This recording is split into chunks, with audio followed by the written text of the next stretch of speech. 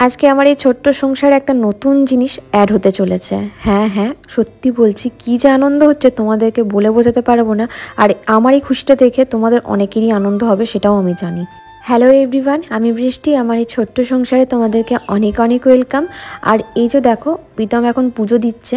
আর তোমাদেরকে একটা কথা বলি, আমি লাস্ট ভিডিও মনে হয় করেছিলাম শুক্র শনিবার করে। তারপর থেকে আমি আর কোনো ভিডিওই করতে পারিনি, কারণ তোমাদের যখন ভয়েস ওভার দিয়েছিলাম তখন তোমরা বুঝতে পেরেছিলে যে আমার বেশ একটা ঠান্ডা লেগেছে। আর সেই ঠান্ডার কারণে অত্যধিক বলতে পারো এই 4-5টা দিন ভালোই কষ্ট পেয়েছি। এখন অনেকটাই বেটার আছি, তাই ভাবলাম ভয়েসটা আমি দিই। প্রীতম যতটুকু পেরেছিল টুকি করে ভিডিও করে রেখেছিল। আর প্রীতমের পক্ষে তো পুরো ভিডিও করা সম্ভব নয়, তাই বলতে পারো এই ভিডিওগুলো না একটু একটু করে করা, মানে প্রতিদিনই একটু একটু করে করা একটা ভিডিওর মধ্যে অ্যাড করা হয়েছে।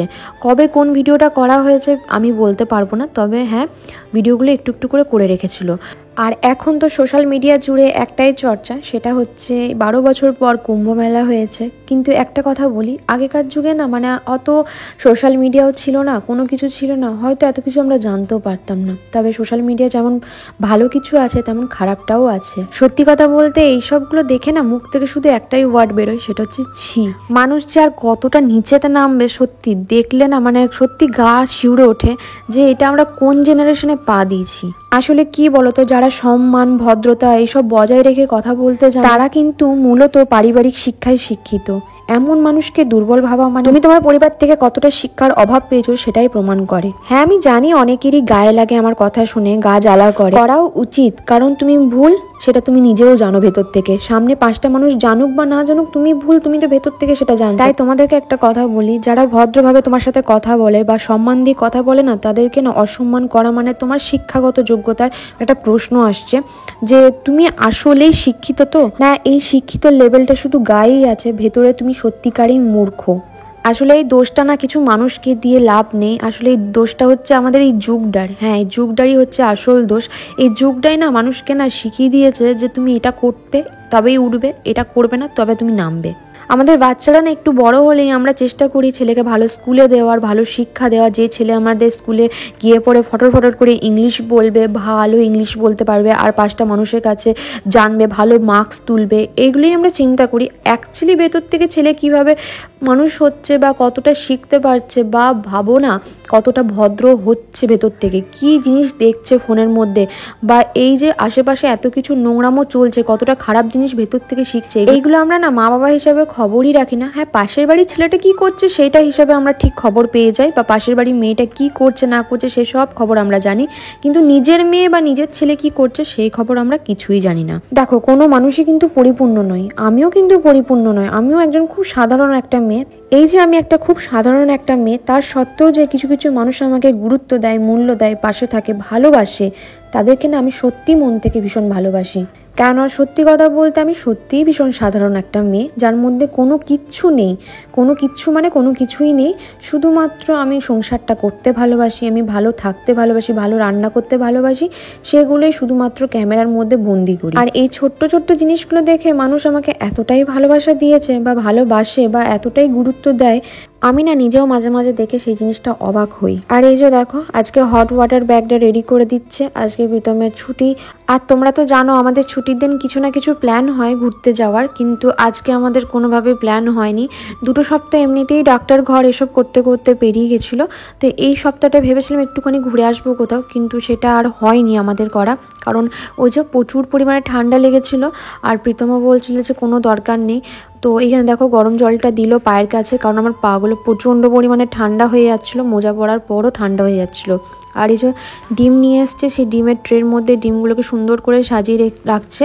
এই ট্রেটার লিঙ্ক অনেকেই চেয়েছো, বাট এটা আমি অনলাইন থেকে কিনিনি, অফলাইন থেকে কিনেছিলাম। আর ট্রেটার কোয়ালিটি যদি বলি খুবই ভালো, বেশ বড় সড়ো, তো ফ্রিজেও স্টোর করা যায়, কিন্তু ফ্রিজে আমরা ডিম এখন রাখি না, অনেকেই বারণ করেছিল, তারপর থেকে আর ডিমগুলো ফ্রিজে রাখি না, বাইরেই রাখি। আর গরমকালে এত ডিম নিয়েও আসি না। তো এখানে অর্কর জন্য দুধ রেডি করা হচ্ছিল, আর আমাদের জন্য এই যে দুধ এখানে দিয়ে দিয়েছে। এখানটা একটুখানি হালকা করে একটু হলুদ দুধ বানিয়ে তারপর এটা খাবো। ও প্রীতম এখানে একটুখানি হলুদ দিয়ে দুধটা বানাবে বলছিল। তো কাজটা করতে করতে অন্যদিকে মনটা ছিল মনে হয়, সেই কারণে দেখো হলুদ অ্যাড করার বদলে এখানে অ্যাড করে দিয়েছে চিনি অ্যাড করার পর এখানে কফি দিচ্ছে। কফি দেওয়ার পর বলছে বৃষ্টি আমি না হলুদের বদলে কফি দিয়ে দিয়েছি, কফি পাউডার দিয়ে দিয়েছি ভুল করে। ও না মাঝে মাঝে মনটা কোন দিকে চলে যায় জানি না। তারপরে দেখো একটুখানি সন্ধ্যের টাইমে একটুখানি ম্যাগি বানাচ্ছিল, কারণ আমাদের দুপুরের লাঞ্চে তেমন কিছু ছিল না আজকে, কারণ খুব সিম্পল লাঞ্চ ছিল, পোস্ত ভাত। কারণ এই কদিন এইটাই খাবার চলছে, পোস্ত আলু সেদ্ধ দুধ ভাত এমনি করেই চলছে, কারণ কাজে কাজে বেরোতে হচ্ছে বুঝতে পারছো। আর যেহেতু আজকে প্রীতমের ছুটি ছিল তারপরেও প্রীতম বাজার যেতে পারিনি, কারণ বাজার যায়নি একটাই রিজন, আমি রান্না তোর দিকে এখন যাচ্ছি না সেইভাবে। তো সবজিগুলো নিয়ে আসা মানে খারাপ হওয়া, তো যেদিন থেকে রান্না করব সেদিন থেকে প্রীতম বললো আমি সবজি এনে দেবো, ফালতু স্টোর করে পচে যাচ্ছে ওই সবজি, নষ্ট হচ্ছে, কোনো দরকার নেই। তো এখানে একটুখানি ডিম ক্যাপসিকাম পেঁয়াজ গাজর ছিল, গাজরটা কাটা ছিল, গাজরটা অর্ক শুকনো মুখে খেয়ে ফেলেছে, ও গাজর খেতে এতটাই ভালোবাসে। তো এখানে তারপরে ম্যাগি মশলা দিয়ে দিচ্ছে, আর এই ডিম দিয়ে ম্যাগিটা না বেশ ভালো বানাই প্রীতম, ভাজা ভাজা করে বেশ বানাই, তো ভালো লাগে খেতে। তো এখানে অনেকটা পরিমাণ করেছিল। আর এই টিফিনে ম্যাগি খাওয়ার পর রাতে আমি আর কিছু খাইনি, এমনিতেই বলতে পারো দেখবে একটু জ্বর টর হলে খাবার এমনিতেই রুচি থাকে না, তার মধ্যে তো আমার ওষুধ চলছিল, তো সেই কারণে আরও ইচ্ছা করছিল না খেতে। তো ওই ম্যাগিটা খেয়ে নিয়েছিলাম, ব্যাস আমার ওটাতেই পেট মানে ভর্তি হয়ে গেছিলো, ফুল হয়ে গেছিলো। তো এখানে ম্যাগিটা করেছিল, খারাপ হয়নি খেতে, একটুখানি স্টিকি হয়ে গেছিলো কিন্তু খারাপ লাগছিলো না খেতে, একটু সস দিয়ে খেয়েছিলাম। আর অনেকটা পরিমাণে যেহেতু খেয়েছিলাম একটু, তাই মাঝ রাতেও না খুব একটা খিদে আমার পাইনি। আর তারপরে কি না খেয়ে খেয়ে দেখবে একটা টাইম পর কি হয় আমাদের খিদেটা মরে যায়, তো আমারও কিছুটা অনেকটা এরকমই হয়েছে, যে অনেকটা পরিমাণে কম, একটা বেশি পরিমাণ ভাত খেলে একটা কন্টিনিউ হতে থাকে সেটা, কিন্তু একটু কম পরিমাণ খেতে খেতে না খাবারের কোয়ান্টিটিটাও কমে গেছে এখন অনেকটাই, আর ওয়েটটাও অনেকটাই মানে বলতে পারো ওয়েট লস হয়ে গেছে। তো ডক্টরও বলেছে যেন ওয়েটটা ঠিকঠাক থাকে, মানে অনেকটাই ওয়েট ছিল, প্রায় ভাবো না আমার ওয়েট ছিল 69, সেখান থেকে নেমেছিল হচ্ছে 59 থেকে নামলো হচ্ছে একদম 49 থেকে নেমে এখন অনেকটাই কমে গেছে। আর আমি ওয়েটটা বললাম না বলতে পারো, তো অনেকটাই নেমে গেছে ওয়েটটা। তো ডক্টর একটা কথাই বলেছে যে খাওয়ার দাওয়ার যে বেশি হেভি করতে হবে তা না, কিন্তু ওয়েটটা যেন এতটাও না মানে কমে যায়।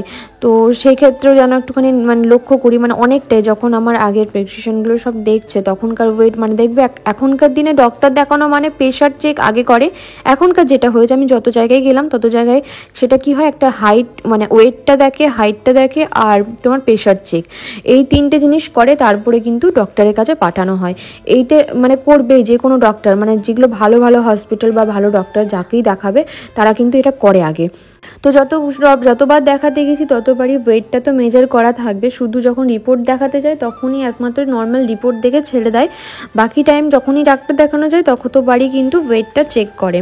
তো ততবারই ওয়েট দেখেছে, তো আমাকে বললো আস্তে আস্তে ওয়েটটা নামছে কেন, উপরে উঠছে না কেন, ওয়েটটা এতটা নেমে গেলে মুশকিল আছে। আর এমনিতেও আমার লো প্রেশার, প্রচণ্ড লো প্রেশার, আর লো প্রেশার হওয়ার দেখো আমাদের এমনিতেই একটু লো প্রেশার থাকে, আমার এমনিতেই যে বিশাল হাই প্রেশার তা না, ওই জন্য আমাকে ডক্টর সবসময় বলে একটু সাবধানে থাকতে, কারণ যেহেতু আমার লো প্রেশার।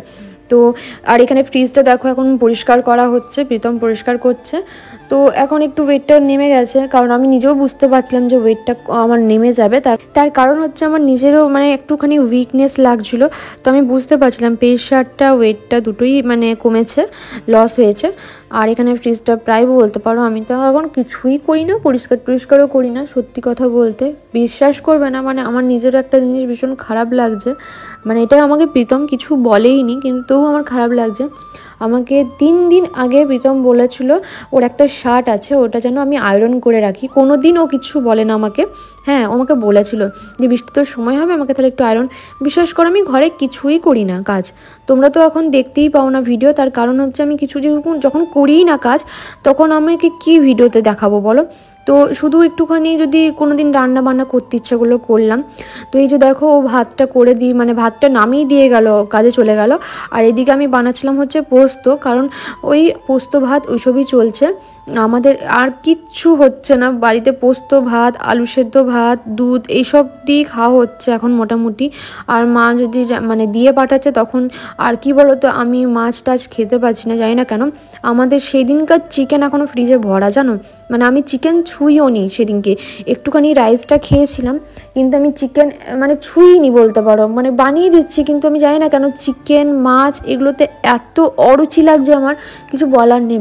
বাড়িতে মা একদিনকে হাঁসের মাংস বানিয়েছিল, একদিন না 2 দিন বানিয়েছিল, তবুও আমি খেতে পারিনি, এক পিস নিয়ে পরে আমি আর খাচ্ছি না, মানে আমি জানি না কেন আমার কি হয়েছে। সব ধরনের চেষ্টা চলছে কিন্তু খাবারের রুচিটা আমি একদমই পাচ্ছি না। বাবা বললো তেতো খেতে, মাও বললো তেতো খেতে, তো দেখা যাক। তো এখানে পোস্ত বানাচ্ছি, কালো জিরে দিয়েছি, তারপর একটা টমেটো ছিল সেটা দিলাম, বললাম না সবজি কিচ্ছু রাখিনি, একটা টমেটো ছিল সেটাই দিলাম, আর কাঁচা লঙ্কা দিলাম, আর এখানে নুন দিলাম। তো তারপরে আলুটা, নতুন আলু তো একটু প্রেশারে সেদ্ধ করে নিয়েছি, কারণ নতুন আলু জানো তো ঠান্ডা হলে আবার শক্ত হয়ে যায় সেই কারণে। তো ওই টি শার্টটার ব্যাপারে বলি, বাড়িতে তো কোনো কাজ থাকে না, বিশেষ করে ওইটুকু জিনিসটা আমার মাথায় নেই যে হ্যাঁ করতে হবে। তারপরে হঠাৎ করে দেখছি ও না নিজেই আয়রন করে ড্রেসটা পরে গেছে, তারপরে দেখছি আয়রনটা নামানো রয়েছে, তখন আমার এত খারাপ লাগছে, আমি আবার ফোন করলাম, ফোন করে বললাম সরি, আমি না, ও আমাকে একটা কথাই বললো ইটস ওকে, কোনো ব্যাপার না, হতেই পারে, তুই তো আগে পড়েছিস রে বাবা, এখন হয়তো ভুলে যাচ্ছিস জিনিসটা।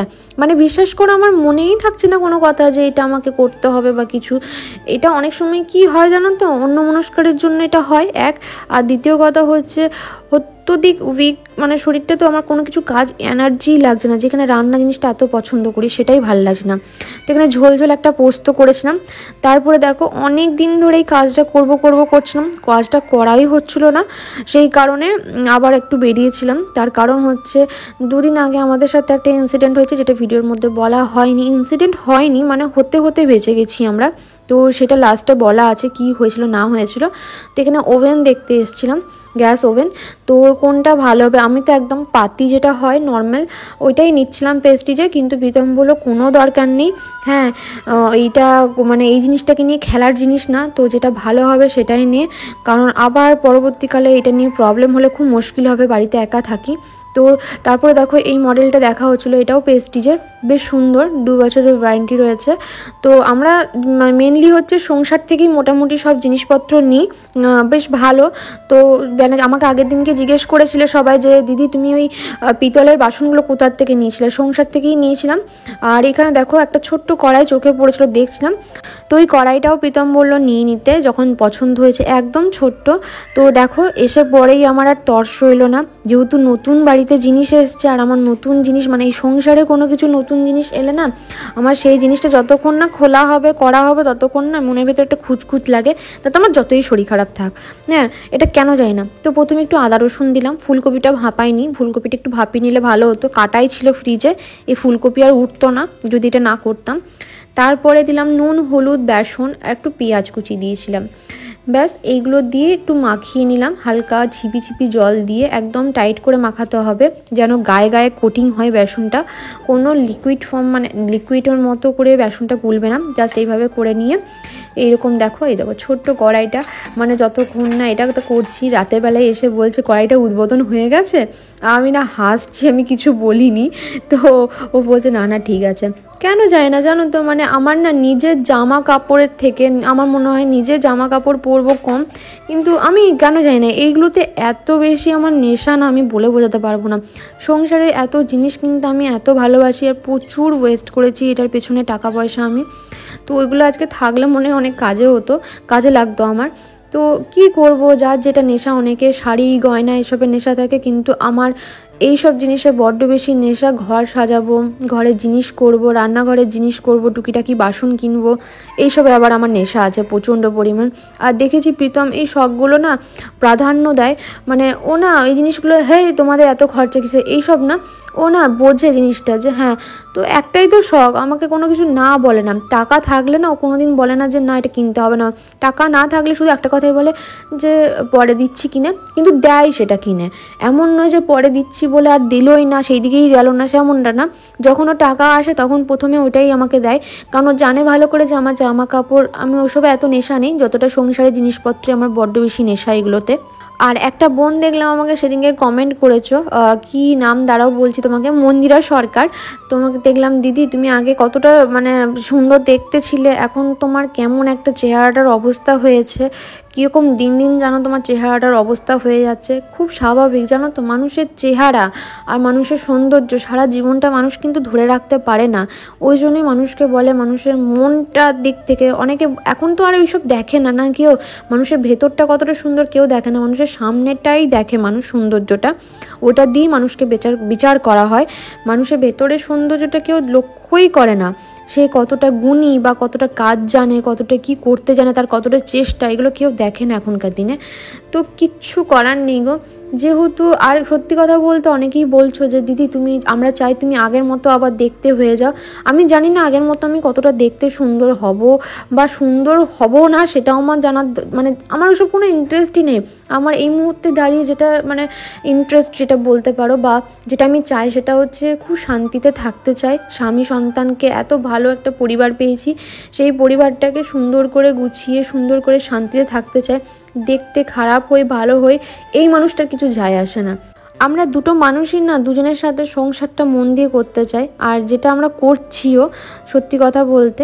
তো এখানে দেখো পকোড়াগুলো সুন্দর করে ভাজা হয়ে গেল, এগুলো অর্ককে দেওয়া হবে। আমি এখান থেকে এক পিসই খেয়েছিলাম, কারণ ওই যে বললাম তোমাদেরকে আমার ভালো লাগছে না কিছু খেতে, ওই জন্য দেখো একটা লঙ্কার পকোড়াও ভেজেছিলাম, ওই লঙ্কার পকোড়া হাফ খেয়ে আমি আর খাইনি।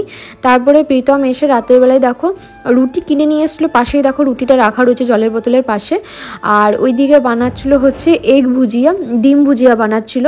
কারণ ও ভালো করে জানে যে আমি বাইরের কোনো খাবার, ও আমাকে কন্টিনিউ বলছে যে একটু ঝাল ঝাল চাউমিন এনে দিই, একটু রোল এনে দিই, একটু খা। কিন্তু বিশ্বাস করো আমার না মানে বাইরের খাবারটা শুনলেই না গাটা গোলাচ্ছে, মানে জাস্ট রীতিমতো গোলাচ্ছে, বমি চলে আসবে এরকম মনে হচ্ছে। তো আমি ওকে বললাম যে না আমি খাবো না। তো ও কি করলো, বাড়িতে এসে পরে পেঁয়াজ টেয়াজ কেটে ও বলে ঠিক আছে আমি ডিম ভুজিয়া করে দিচ্ছি, সেই ডিম ভুজিয়া দিয়ে রুটিটা খেয়ে নে। আর আমার এমনিতেও বাইরের রুটি খেতে ভালো লাগে না, কিন্তু এখন কিচ্ছু করার নেই, খেতে হবে সময় পরিস্থিতি অনুযায়ী। তো এখানে আমার পেঁয়াজ কোচাচ্ছিল, ডিম ভুজিয়াটা খুব সুন্দর করেছিল, কিন্তু আমি গোটা ডিমের মানে ভুজিয়াটাও খাইনি, হাফ খেয়ে হাফ রেখে দিয়েছিলাম প্রীতমের জন্য। মিষ্টি নিয়ে এসেছিলো, ওই মিষ্টিটা হাফ নিয়েছিলাম, হাফ মিষ্টি দিয়ে রুটি খেয়েছিলাম, একটাই খেয়েছিলাম। কারণ আমার জন্য বলেই দিয়েছি আমার জন্য খাবার যদি আনো একদম কম আনবে, আমি বুঝতে পারছি না এই টেস্টটা মানে মুখের টেস্টটা কী করে ফিরিয়ে আনবো আমি। আমার এই মুহূর্তে দাঁড়িয়ে যেটা হচ্ছে প্রবলেমটা, আমার শুধু মুখ দিয়ে জল আসছে, কারণ জানি না এই জলটা কেন আসছে, শুধু জল আসছে, খাবারও খেতে পাচ্ছি না কোনো কিছু, খিদে পাচ্ছে, পেটটা ডাকছে কিছুক্ষণ পর পর, কিন্তু পেটে মানে প্রীতম রাতেবেলা শুয়ে বলছে তো পেটটা ডাকছে, তো খিদে পেয়েছে, আমি এটাও বলছি যে আমার খিদে পেয়েছে, কিন্তু খাবার দেখলে আমি খাবার খেতে পাচ্ছি না, এটা কেন হচ্ছে আমি জানি না। তো এই যে দেখো এখানে সব কিছু ওই যে বাবা ছেলে মিলে করছে, এসের থেকে ওই যে ওইটুকু টাইম পায়, ওইটুকু টাইমেই ও করার চেষ্টা করে। একদিকে পকোড়া করা হয়েছিলো সেই তেলটা দিয়েই বানিয়ে দিচ্ছে, নাহলে তো অতটা তেল নষ্ট হবে। আর এবারে দেখো এইরকম ডিমগুলো নিয়ে এসছে, এই ডিমের না কুসুমগুলো বেশ হলুদ হয়, আর এখন সাদা ডিমের দেখেছি কুসুমগুলো হলুদও হয় না, মানে কেমন একটা ফ্যাকাশে ফ্যাকাশে টাইপের, মানে জানি না কেন। এখন তো সবই তো চাষ করছে, সবই চাষ করে করছে, এখন আর ন্যাচারাল বলে কোনো কিছু জিনিস নেই, সবই বলতে পারো ভেজাল, ইঞ্জেকশন দিয়ে মুরগি ডিম পাড়ছে, ইঞ্জেকশন দিয়ে গরুর দুধ আসছে, এ টু জেড সবই ভেজাল। তো ওই ভেজালের এই ভেজালের দুনিয়ায় খাঁটি জিনিসটা খোঁজা মানে বোকামো। আর আজকে সকালবেলার ওয়েদার দেখো, বুঝতে পারছিলাম না যে দুর্গাপুরে আছি না কাশ্মীর চলে এসেছি বা দার্জিলিং চলে এসেছি, মানে ওয়েদারটা একবার দেখো। এখন কিন্তু বাজে হচ্ছে প্রায় 7:30 8টার মতো, এখন এই অবস্থা, আরও সকাল দিকে তো কিছু দেখাই যাচ্ছিল না। কেমন হয়েছে বলিস না, তেতো তোকে যতই ভালো করে দেওয়া হোক, তেতো তেতো তেতো বলবো না, তোকে মিষ্টি বলবো গুড়ের মতো। তাড়াতাড়ি খা, টিফিনটা বানাতে হবে। রোদ দেয়নি এখনো তোর বাবারে কি অবস্থা, কি আমরা কোথায় চলে এসেছি, দার্জিলিং ঘুরতে এসছি। দার্জিলিং এসেছি ঘুরতে, খুব ভালো লাগছে মনটা আজকে। শিলিগুড়ি থেকে সামনে ছিল, শিলিগুড়ি থেকে সামনে থাকা সত্ত্বেও আমরা ঘুরে আসতে পারিনি। এই দুর্গাপুর আসার পর হঠাৎ করে দার্জিলিং চলে এলাম ঘুরতে, খুব ভালো লাগছে আমাদের। ডোরিমনে কি অ্যানোভের ডোরি? ডোরেমনের অ্যানিভার্সারিটা দিয়ে আমরা চলে এসেছি দার্জিলিং। আবার রাতের বেলায় ব্যাক করবো দুর্গাপুর। রাতের বেলায় না হলে দেখি কখন কুয়াশা কাটে তখন ব্যাক করবো, কুয়াশা যখন কাটে তখন দুর্গাপুর আবার ফিরে আসবো। এটা তার পরদিন সকালবেলায় ও আর না ব্রেকফাস্ট করে দিয়ে যাচ্ছে, রেডি করে ভাতটা ওইদিকে চাপিয়ে দিয়েছে। তো বললাম না আমাদের কোনো ভিডিও এইবারে ঠিক পাবে না, কারণ আমরা ওই একটু একটু করে যতটা পেরেছে ও আর না করেছে। তো এখানে দেখো পেঁয়াজ কুচিয়ে দিয়েছে, সবজির তো মা মাথায় কিছু ছিল না, তাই এখানে দেখো বেসন দিচ্ছে। বেসন দিয়ে যে আমি ডিমের টোস্টটা বানাই, সেই ডিমের টোস্টটাও বানাবে এখানে। আর এই যে ডিম দিয়ে প্রথমে আমি বললাম যে ডিমটা কেন অ্যাড করছো, আমাকে বললো পাশ থেকে বলে দে, আমি সেভাবে করছি। তো ক্যাপসিকাম ছিল, ক্যাপসিকামটা দিতে মনে হয় ভুলে গেছে, টমেটোটাও দিতে ভুলে গেছে। যাই হোক নর্মালি পেঁয়াজ দিয়ে বানিয়ে দিয়েছে, ওটাই খেলাম, ভালো হয়েছে। একটু নুন হলুদ বেসনটার মধ্যে অ্যাড করলাম। তার মধ্যে দেখো এই যে ডিমটা দিতে যাচ্ছিলাম, বললাম পেঁয়াজ কুচিটা আগে দাও তারপরে ডিমটা দেবে। এর মধ্যে না তোমরা ওই একটুখানি ক্যাপসিকাম, তারপরে তোমার একটুখানি টমেটো, পেঁয়াজ, ধনে পাতা, তারপর লঙ্কা, এর সাথে একটুখানি গাজর গ্রেট করে দিতে পারো, খুব ভাল লাগে এইভাবে ব্রেডটা খেতে। তো তারপরে দেখো এখানে 3টে ডিম দিচ্ছে, 3টে ডিম লাগতো না কিন্তু একটু বেশি করে দিয়ে করবে বললো, তো করুক, কি আর বলবো, কিছু তো বলার। এর মধ্যে একটুখানি জল অ্যাড করে এটাকে জাস্ট মিক্স করতে হবে সুন্দর করে। তো এই যে দেখো ভালো করে মিক্স করার চেষ্টা করছে, আমি এখানে একটুখানি জল অ্যাড করে দিয়েছিলাম। জল অ্যাড করে ভালো করে এটা ঘোলটা বানিয়ে নিয়েছে, ঘোলই বলি এটাকে। তারপরে এটাকে বাটার দিয়ে ভেজেছে, যেটা আমি ভাজি না, সাদা তেল দিয়ে ভাজি। এবার ব্রেডগুলোকে দিয়ে এইভাবে উল্টে পাল্টে ভালো করে কড়া করে ভেজে নিতে হবে।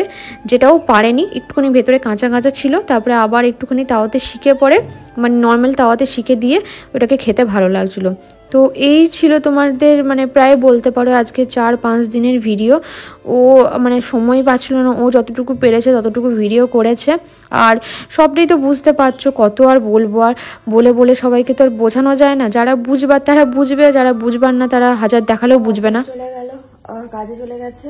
আর আজকে ওয়েদারটা রোদ দিচ্ছিল না, ফাইনালি রোদ দিয়েছে। এই যে খুব ভালো লাগছে রোদ দিতে দেখে, মনটা খুশি খুশি হয়ে গেল। যাই হোক একটু রোদটা দিলে বেশ ভালো হয়, আর একটু কড়া করে রোদটা দিলে।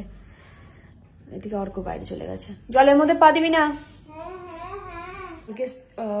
গ্যাস ওভেনটা কিনে নিয়ে এলাম, এখনো কিছু সেটিং কিছু করা হয়নি, ওটা প্রীতম করবে টাইম করে, দেখি কবে টাইম হয়, কারণ বেশি তো টাইম পাওয়া যায় না। কালকে লাঞ্চ টাইমে এসেছিলো, সেই সময় একটুখানি ওটা কিনে নিয়ে তাড়াতাড়ি করে এলাম।